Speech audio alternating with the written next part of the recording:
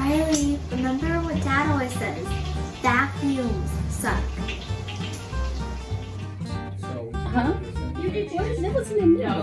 Oh, hey, have you heard the joke about paper? No, what? Never mind, it's terrible. Hey, Garbanzo! How you been?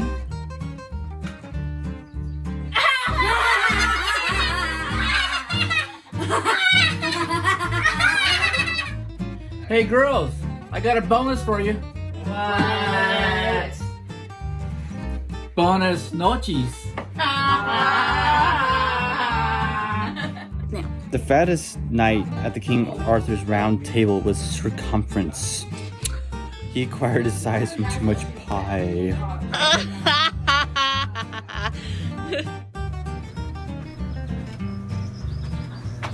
Hey Dad, can I have a bookmark?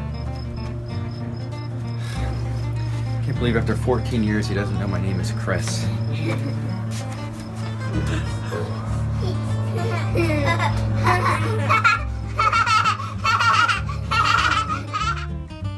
What'd the farmer say when he lost his tractor?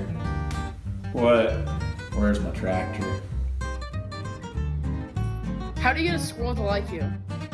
You act like a nut. Okay, what's brown, fuzzy, and wears sunglasses?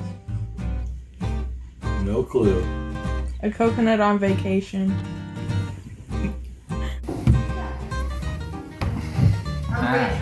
Hey, Isaac. What kind of shoes do frogs wear? Open-toed. Hey kids. What? What do clouds wear under their shorts? It's underwear.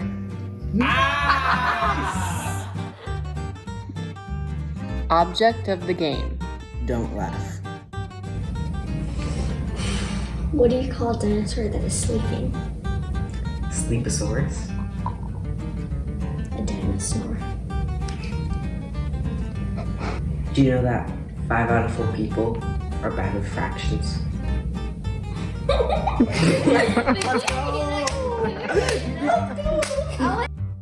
What did the toilet say to the other?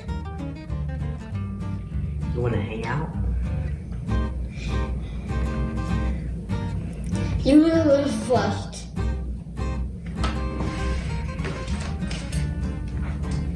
My boss told me to have a good day yesterday, so I just went home. What do you give? Oh, what do you give a sick lemon? Lemonade. What is a tree's least favorite month of the year? September. Why do you never see elephants hiding in trees? Because they're so good at it. Because they're so good at it. What do you call a pig that's wrong? I don't know. Mistaken bacon. Why isn't there a clock in the library? Because it talks too much. Knock knock. Who's there? Nana. Nana who?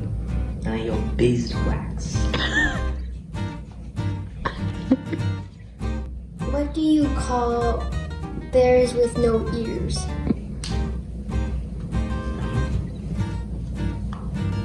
Bee. How do trees connect to the internet? I don't know. They log on. How do all the oceans say hello? They wave. What do ghosts like to eat in the summer? I don't know. Ice cream. What did one wall say to the other wall? Knock knock. I'll meet you at the corner. Wait, what? No. Where does she go on vacation? I don't know. The Bahamas.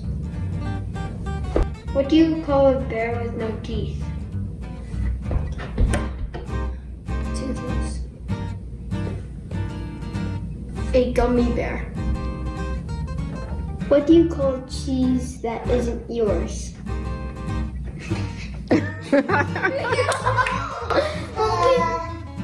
Why would you think the shark? I don't know what. Pick its pants. Okay. 1. What do Minecraft players do at the weekend? I don't know what. They go to Square Dance. Oh. Good one, Dan. Okay. Number 2. How can Minecraft players avoid sunburn? I don't know how. Sunblock. Oh, yeah. What did the dad mushroom say to the sun mushroom? I don't know what. You're a fun guy. Okay, Kitty, do you want to tell one? Yeah. Okay, go. Gotta get in there. Oh, I just peeked around the corner. Get in there.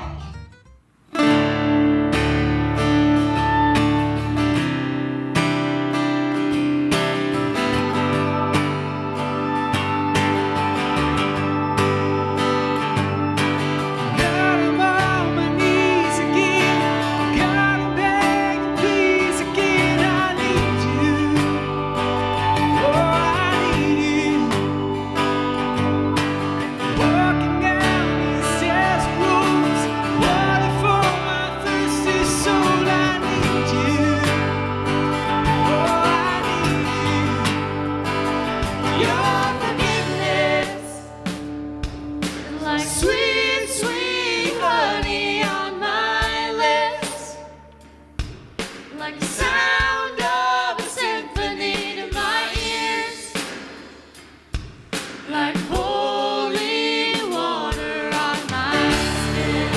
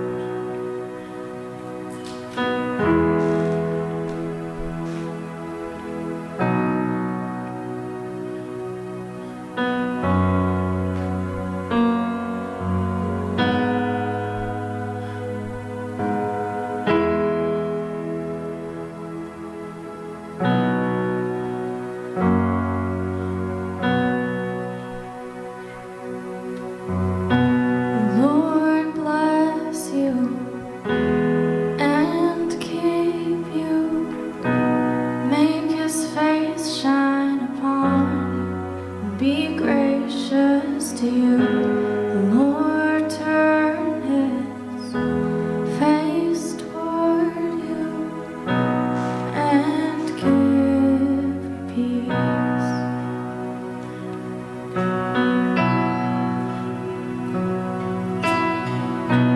The Lord bless you and keep you.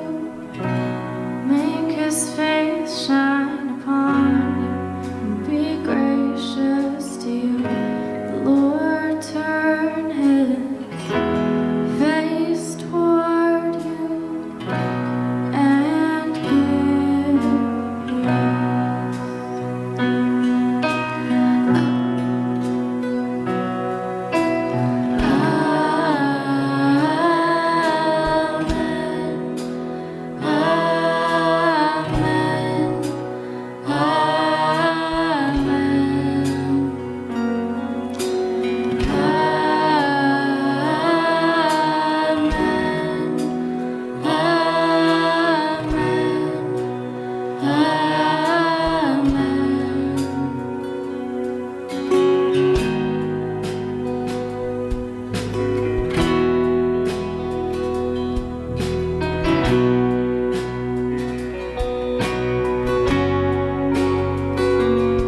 May his favor be upon you in 1,000 generations, and your family, and your children, and their children, and their children. May his favor be upon you in 1,000 generations, and your family, and your children, and their children, and their children.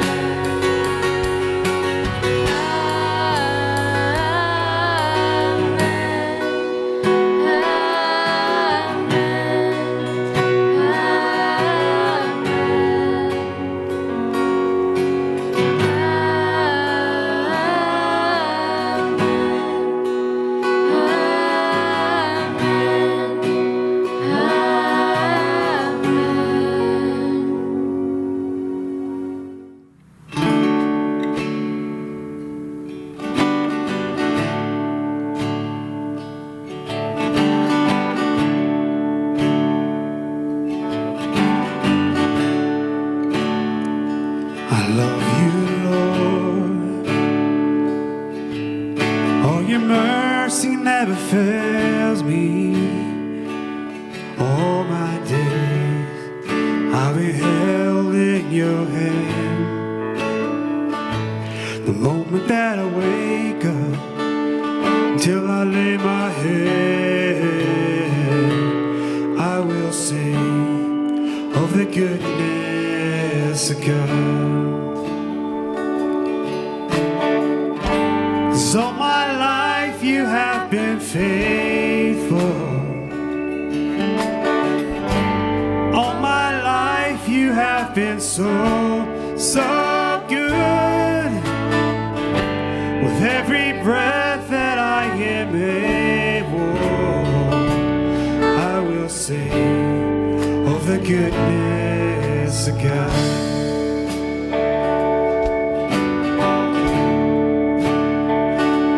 I love your voice. You have led me through the fire, the darkest night. You are close like no other. I've known you as a father, I've known you as a friend. I have lived in the goodness of God. 'Cause all my life you have been faithful. 'Cause all my life you have been so, so good. With every breath that I am able, I will sing of the goodness of God.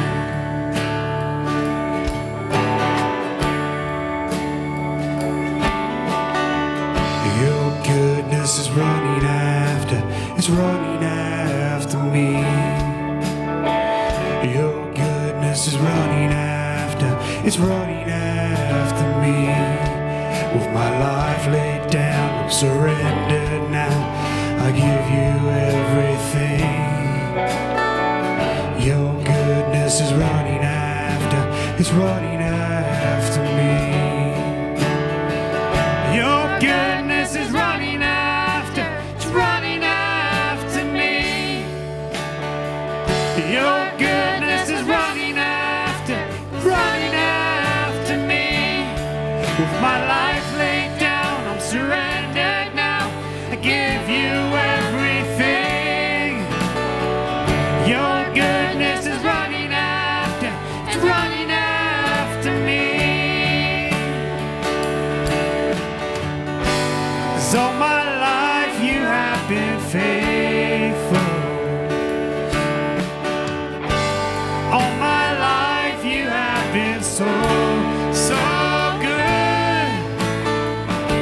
With every breath that I am able, I will sing of the goodness of God. I will sing of the goodness of God. I will sing of the goodness of God.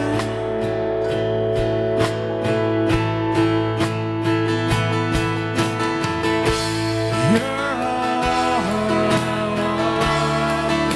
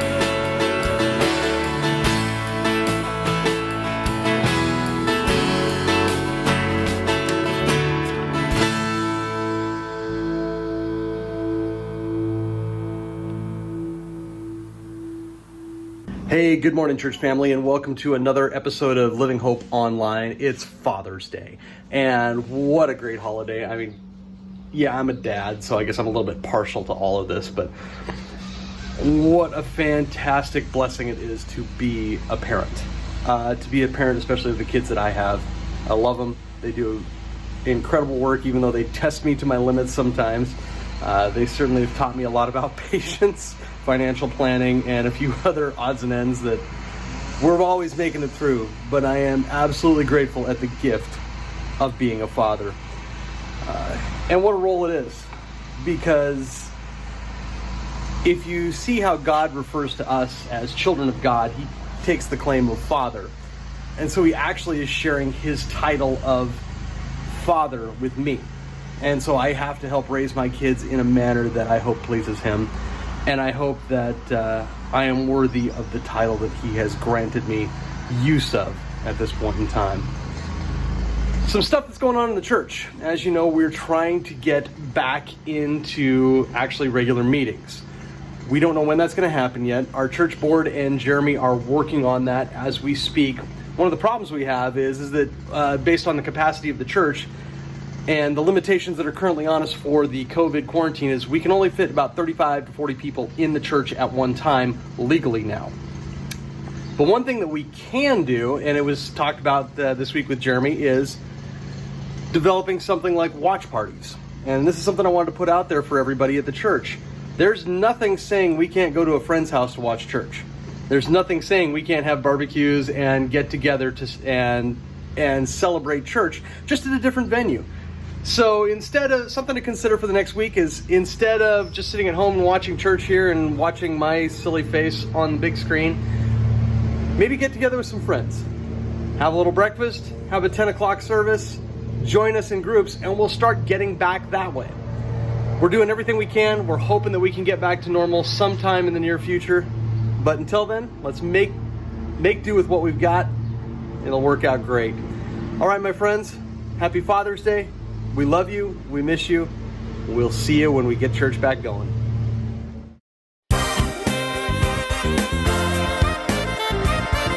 Welcome to Social Dancing Sing, episode 2. Today we're at the Kiefenheims, and they're gonna boogie themselves senseless.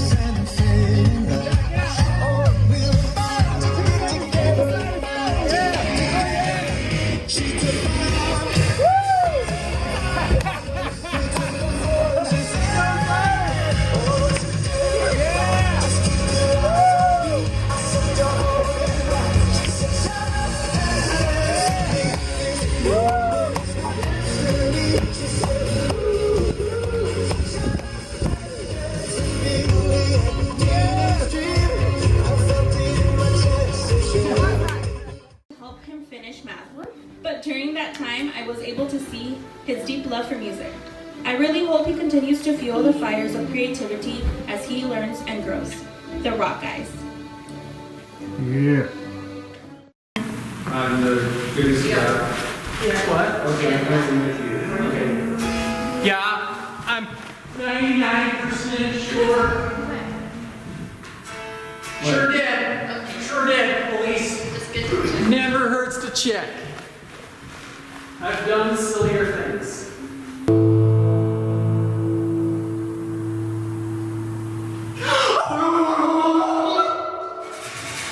That's not really good. That was to give you something to do.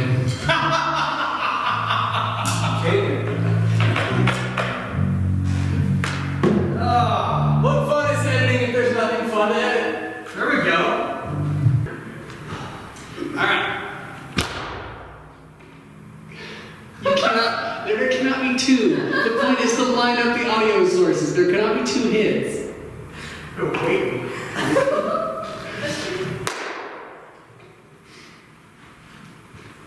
For the record, Kelsey's a nerd. God is a nerd. I'll take it. Trying to avoid that. thing I did last week where I hit pause when I thought I was hitting record. So I recorded all the parts that we didn't perform.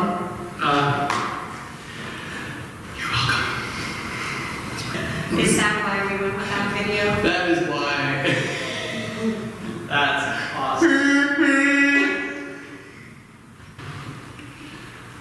By the way, Hunter's editing and worship did last week. Did a great job. It was. Looked good. Sounded good. Yeah. Anyway. Nice job. Come forward, hang on. Come forward, I'm testing the focus. Come forward. Say hi, Hunter. Hi, Hunter. I just wanted to meet you, that's all. Just wanted you to meet Michelle. That's Michelle. What a beautiful long intro on the soundboard recording.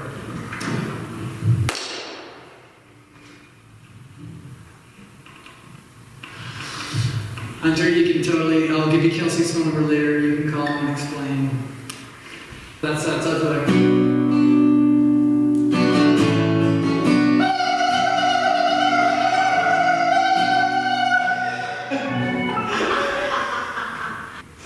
you turn on the camera? Okay. You know,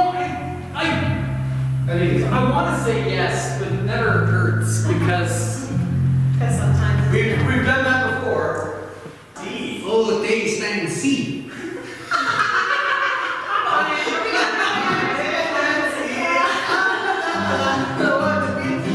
Oh, taste and see. Wait. That the Lord is good. Well, oh, there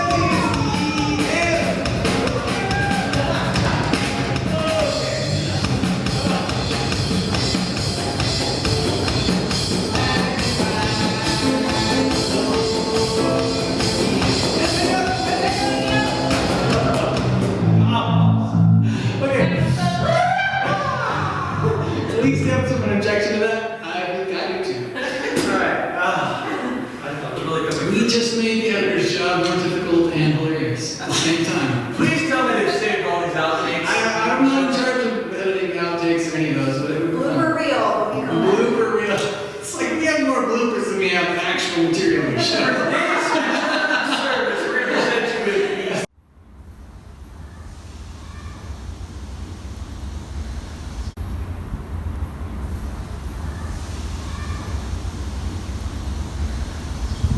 My wife and our 2 girls and I arrived in August of last year to start language study. We put the brakes on language about a week ago when we realized we had an obligation and an opportunity to respond to some needs around us.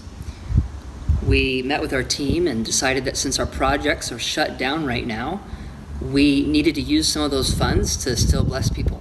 So we brought together some leaders from 3 different local churches, and all together we put together a project to distribute food to families. We put together over 100 packets of food. This is everything for all the basics: oil, flour, eggs, grains, soap, about $25 to $30 per bag, and that's a month's worth of supplies. People need to know what love looks like, and we hope that they see the love of Christ through this crazy time, and in the future we will see people come to know Jesus because of what we're doing now.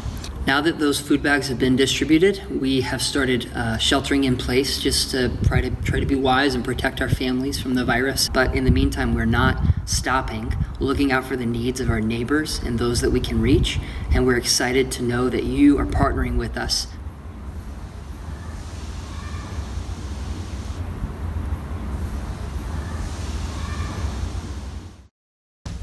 Good morning and happy Father's Day. All right, did anybody else catch that dad joke at Ernie's house? We caught this glimpse of a whole room full of people painting. Yeah, I sure did. How fun did that look? So Amanda kindly shared those paintings with us, and we've got a forest against a harvest moon that Abby did. And this is Julia's painting of Jupiter. Shane's baseball and mitt. And Luke's spray paint art of space. Amanda's painting of Wenatchee over the south part of town, which is awesome. And one that's near and dear to my heart, an octopus about to get super powered by lightning. I love it. Okay, that whole crew is crazy creative. Love you guys. And hey, how's it growing at Cecilia's house? She's got some exceptional looking roses over there at her place. Looking great, Cecilia. Thanks for sharing, everyone. Okay, so I may have been about 10 years old when curiosity got the better of me, and I decided to sneak away into my grandparents' room and go digging around in my grandfather's sock drawer. He had all this super cool shiny stuff like watches, cufflinks, and knives. Boys and knives, man, I don't know. But there was one in particular that fascinated me so much I couldn't resist taking it out and looking at it. I took it out of its leather sheath and found it had an inscription on the blade in fancy writing. I couldn't read it, so I decided to ask my grandpa about it. I took the knife into the living room where everyone was gathered and held it out. I spoke up and asked Grandpa, "What's this knife?" I think every head in the room turned to face me in slow motion, then held its breath. My uncles looked at me in pale-faced terror, and my dad had an expression that said, "Sorry, kid, but I won't be able to save you this time. Nice knowing you." What I held was a Hitler Youth knife my grandpa brought back from Germany after serving in the army during World War II. Yeah, my grandpa sternly asked me where I got it, and I just started spouting truth like a fire hose. I could tell my sentencing was being considered, and I didn't want to add lying on top of an already heinous crime. Thanks be to God, my grandpa must have taken my actions as evidence for a total lack of sense, which was certainly true. So he let me off the hook, and I lived to see another day. It did, however, fix in me a curiosity for what that dagger represented. Nazi Germany was extremely deliberate in training its young people. They developed a systematic process for shaping the thoughts and actions of their youth, training them from their early teens to be well-groomed ambassadors, true believers, and absolutely dedicated servants of the Nazi regime. The inscription on the blade means blood and honor, after all.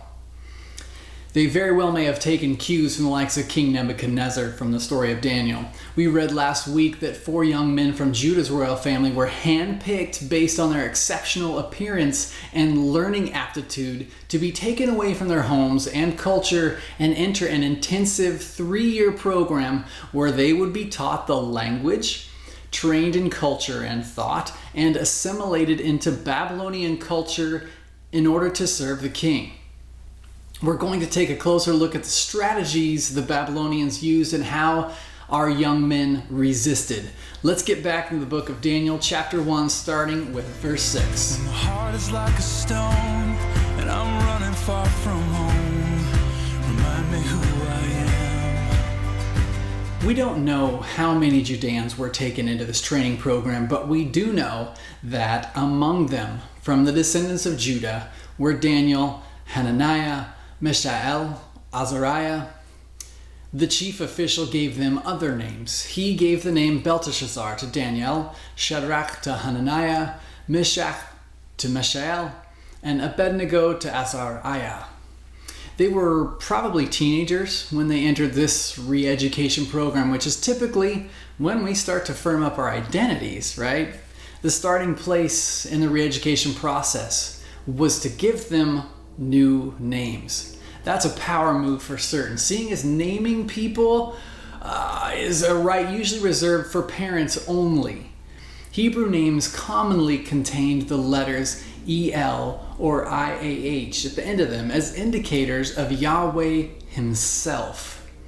In their cases, Daniel means God is my judge. Hananiah means the Lord is gracious. Mishael means who is what God is. And in other words, there's no God like Yahweh. And Azariah, meaning the Lord is a helper. These names, which identified them with Yahweh and his attributes, were replaced with Babylonian names that refer to false gods named Marduk, Bel, and Nebo from their culture.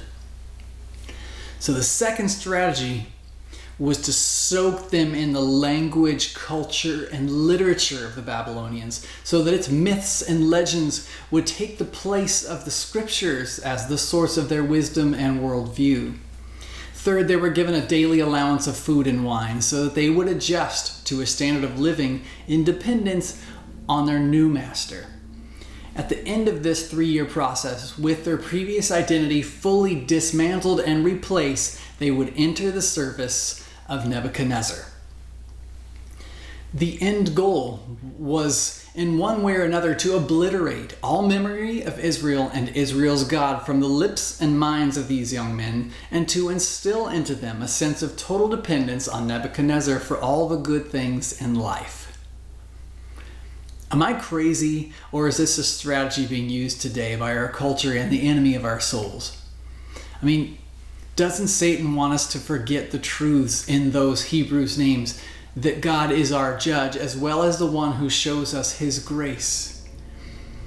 Our enemy wants us to forget the uniqueness of our God and the help that only he can provide. He wants to control the educational process so our children grow up immersed in his worldview and his philosophy of life. If he can further instill in us a sense of dependence upon the material comforts that make up our way of life, or certain pleasures of this world that we've grown accustomed to, then he can far more effectively draw us away from the Lord. His goal is always to obliterate our memory of the Lord, to re-educate our minds to his way of thinking, and to instill in us a sense that all the good things in life come from the world around us. When I was younger, I remember thinking that I needed to have all my fun before I started seriously following Jesus.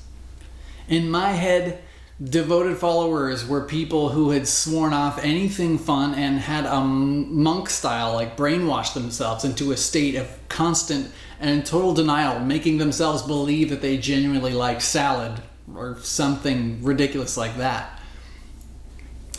Recognizing the Babylonian strategy helps us see and evaluate the strategy of resistance formulated by the 4 young men we're looking at. To be sure, they didn't outwardly resist the Babylonian system. As far as possible, these young men sought to work within the system in which they'd been placed, being good citizens of Babylon as well as of heaven. They didn't kick against the challenge, but accepted it as their present calling with all of its trials, pains, and limitations. This reminds us that our calling is not to form Christian bubbles that are isolated from the world around us. On the contrary, we should be active in pursuing the common good of the community which God has placed us, whatever challenges we may face. Yet at the same time, the 4 friends accepted the will of God for their lives and served the Babylonian community. They also inwardly resisted the assimilation process of the Babylonian Empire in a number of specific ways. In the first place, they resisted the total renaming program of the Babylonians. They didn't refuse to answer to their new Babylonian names, to be sure, but they did maintain their Jewish names and identities as well. Daniel did not become Belteshazzar, even though he answered to that name. We'll see in later verses how they still called each other their Hebrew names to remind each other of their true identity. They lived with dual names as a reminder of their dual identities, and more fundamentally, as a reminder of the true nature of God. So, how can we learn from them and maintain our dual identity as citizens of 2 kingdoms? Well, we declare truth about our God, ourselves, and the world around us by the reading of his word and by celebrating it with singing, like what we're doing this morning. Okay, did you know that Cinco de Mayo isn't really a deal in Mexico? And St. Patrick's Day isn't a thing in Ireland? So Americans from those countries make reasons to celebrate and remember their history and identity. So as citizens of heaven, we need to take every opportunity to connect with our fellow exiles so that we can remind one another of home. We can't preserve our heavenly identity on our own. Left to ourselves, the pressure of the world will squash us into its mold, but together we can help one another to keep the vision and values of heaven strong. We call each other beloved, precious, saint, sister, and brother, not as churchy lingo, but to remind one another of our true citizenship in heaven. In our gathering, we don't want to simply be equipped to be more effective lives here on earth, but also, or even more, to be reminded of the heavenly realities that truly define who we are.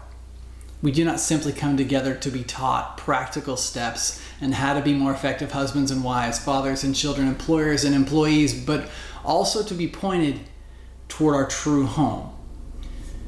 To be sure, if our heavenly identity is strong, it will transform our marriages, our parenting, and our work relationships, because in the kingdom we belong to, these things are done differently than they are in this world.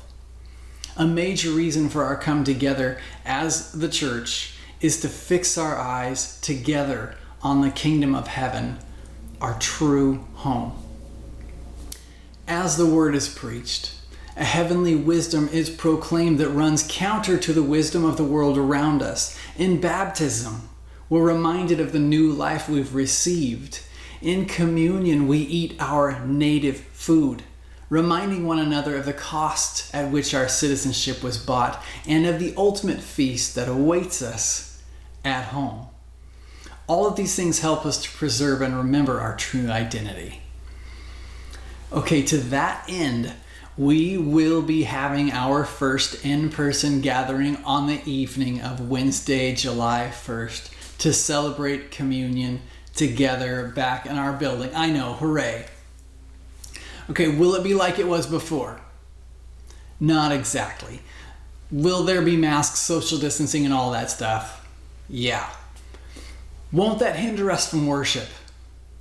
Possibly, if we let it. But I think we can tolerate a lot of uncomfortable things, especially as we do this in remembrance of Jesus, who endured massive suffering for us. Will it be meaningful? Absolutely. So the board is working on all the details, but we wanted to let you know so you can save that date. It's coming up. The second way the 4 young men resisted the Babylonian re-education is recorded in verses 8 through 16. Let's look at those. Daniel determined that he would not defile himself with the king's food or with the wine he drank. So he asked permission from the chief official not to defile himself. God had granted Daniel favor and compassion from the chief official, yet he said to Daniel, "My lord the king assigned your food and drink. I'm afraid of what would happen if he saw your faces looking thinner than those of the other young men your age. You would endanger my life with the king." So Daniel said to the guard, whom the chief official had assigned to Daniel, Hananiah, Mishael, and Azariah, "Please test your servants for 10 days. Let us be given vegetables to eat and water to drink. Then examine our appearance and the appearance of the young men who are eating the king's food, and deal with your servants based on what you see." All right. He agreed with them about this and tested them for 10 days. At the end of the 10 days, they looked better and healthier than all the young men who were eating the king's food. So the guard continued to remove their food and wine they were to drink and gave them vegetables. Okay, the issue here wasn't just that Babylonian food wasn't prepared according to Jewish dietary laws, or that the meat and wine had first been offered to Babylonian idols. That would have been the case with the vegetables as well.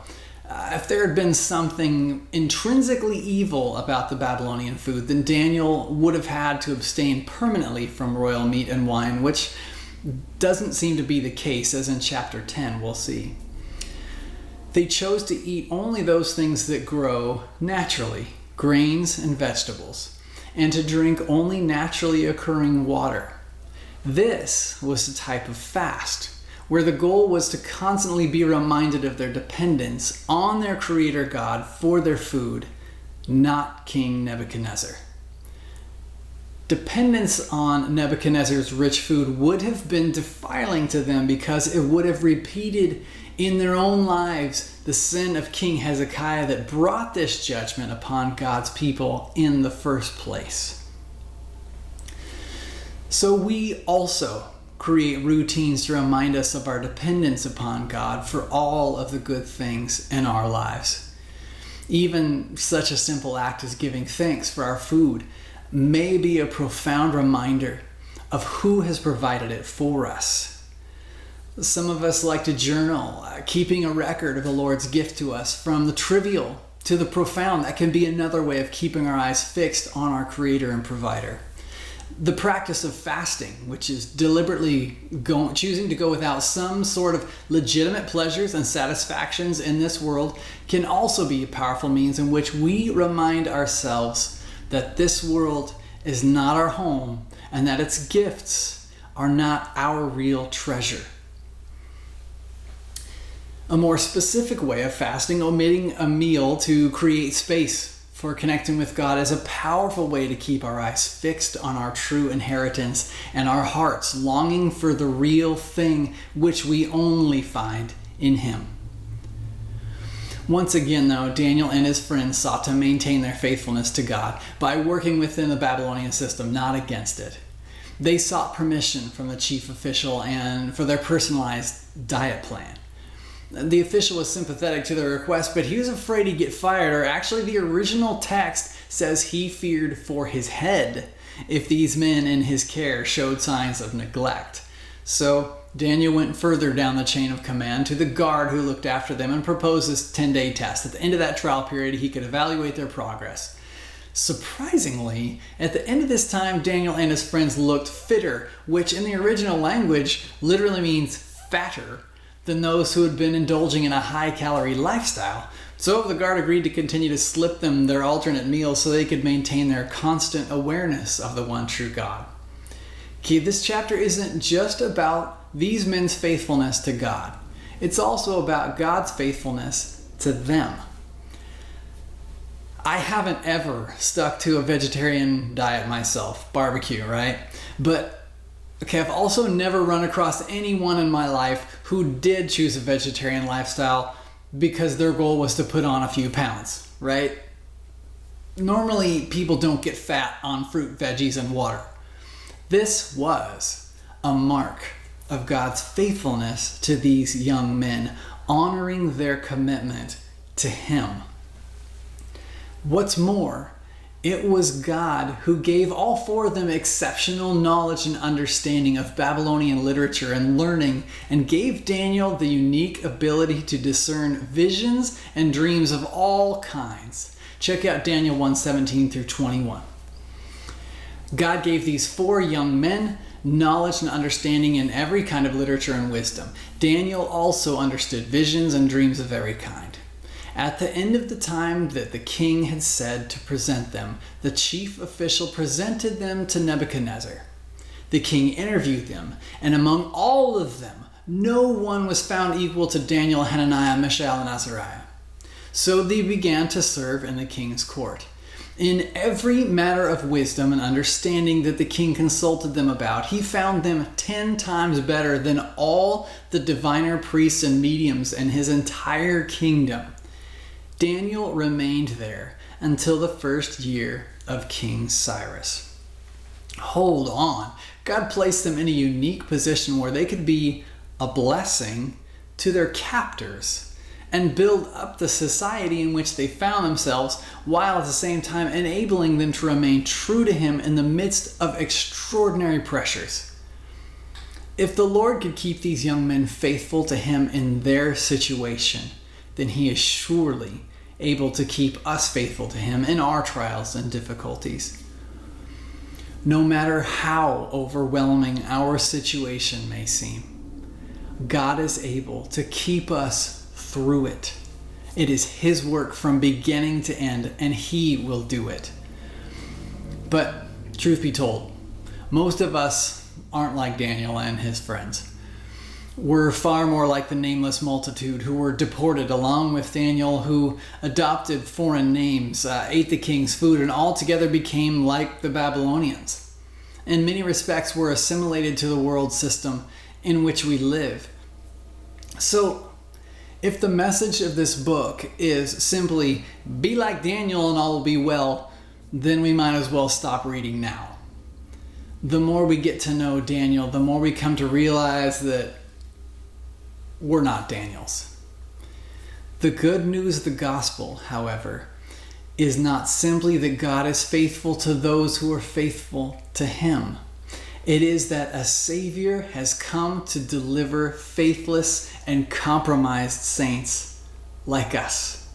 Our salvation rests not on our ability to remain undefiled by the world, but rather on the pure and undefiled offering that Jesus has provided in our place.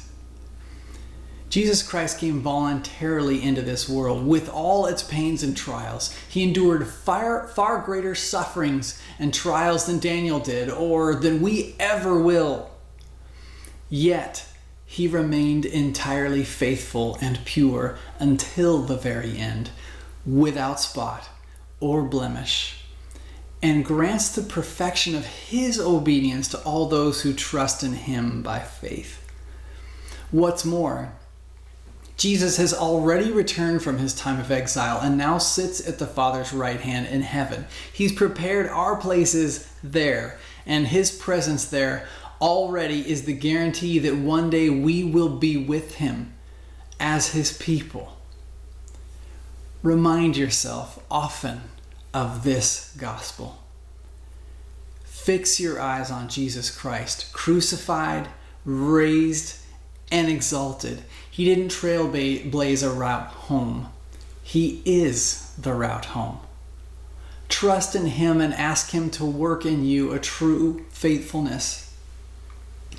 Ask him to put you in places where you can be a blessing to your community.